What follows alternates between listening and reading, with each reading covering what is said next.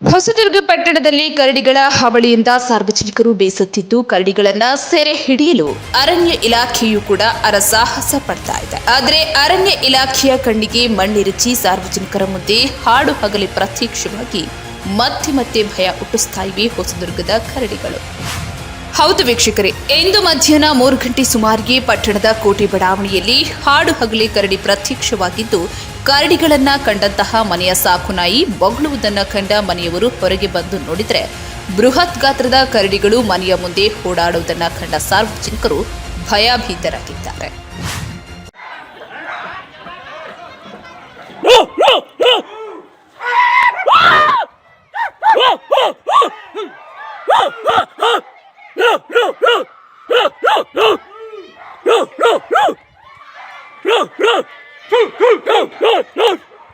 ದೊಣ್ಣೆ ఉందా ಇಲ್ಲ ಐತೆ ಬಾಳು ತೆಗಿಬೇಡ್ರಿ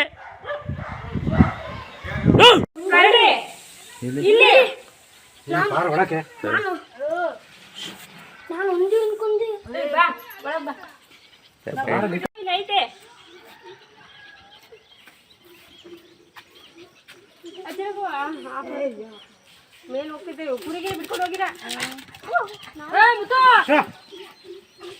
ನೋಡ್ದಪ್ಪ ಆಯ್ತು ಅಯ್ಯಪ್ಪ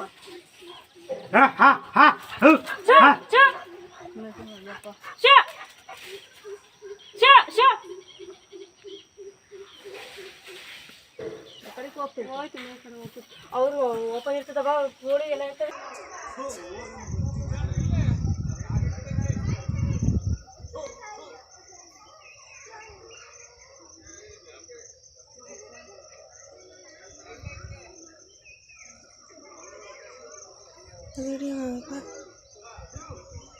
ತರ ನೋಡಲ್ಲ ಹೊರಗಂತೂ ಹೋಗ್ಬೇಡ. ಕಿರ್ಚಾಡ್ರಿ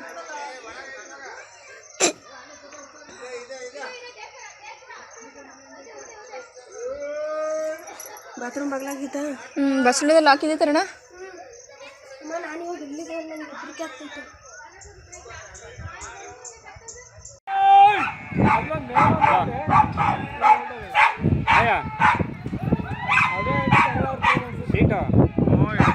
ಅಲ್ಲ ಇವು ಜಗಳ ಆಡ್ಕೊಂಬಂದು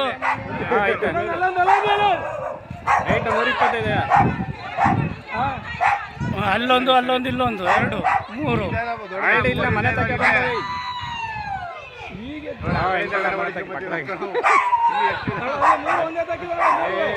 ರೋಡಿಗೆ ಬಂದ ಮನೆ ಹತ್ರಕ್ಕೆ